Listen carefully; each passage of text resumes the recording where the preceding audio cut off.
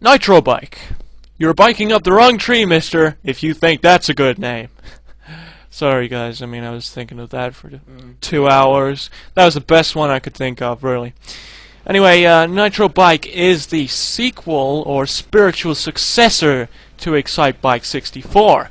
You know, it's taken them 8 years or so just to replace the Excite with the Nitro, but you know, who am I to complain? It's been 8 years since I cleaned out my cat's litter tray, and that thing has got huge. Just a bit bigger, right? And it will be classed as a state, officially. And I'm not lying about that.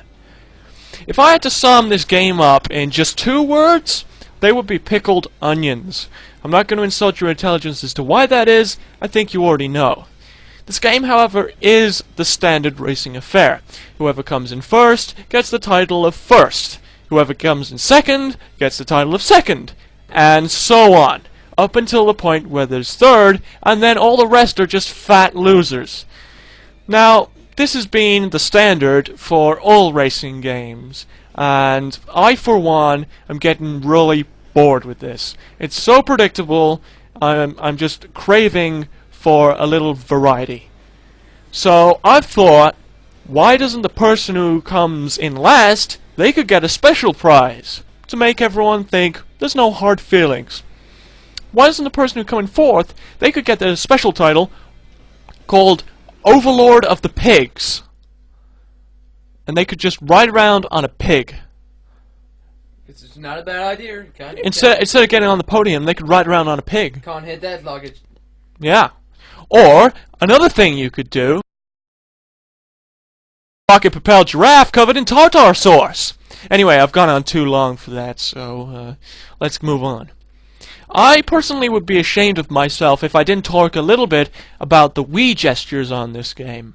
However, I am constantly ashamed of myself, so it's not really something I'm worried about. The graphics on this game do not live up to Ron's standards. The speed on this game is really good. It's really exciting, and actually we got a little clip of that, me being yeah, here we go. I think I just browned myself. We've all been there.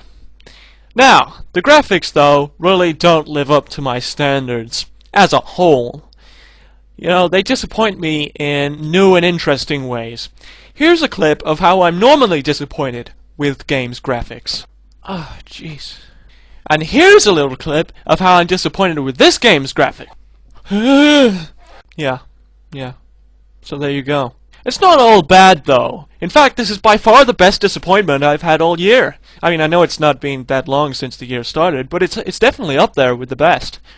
But it's time to give this game a Birdometer score. And this time I'm going to communicate to you via a different dimension to get the Birdometer score out.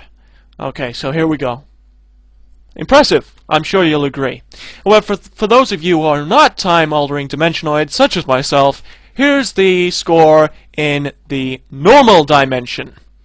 Sex bomb out of, oh my god, he just exploded, now I need to go and sleep with my cousins.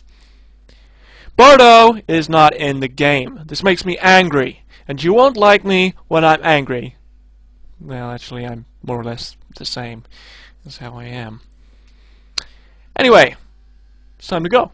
So, this is Ron Standard Jr., aka GamerPro, signing out. Well, actually, quickly, I'm just going to say that YouTube keeps cutting off my videos, so I'm just going to sit here for a bit, you know, just make sure. Oh my god, what is that? You have got to see this!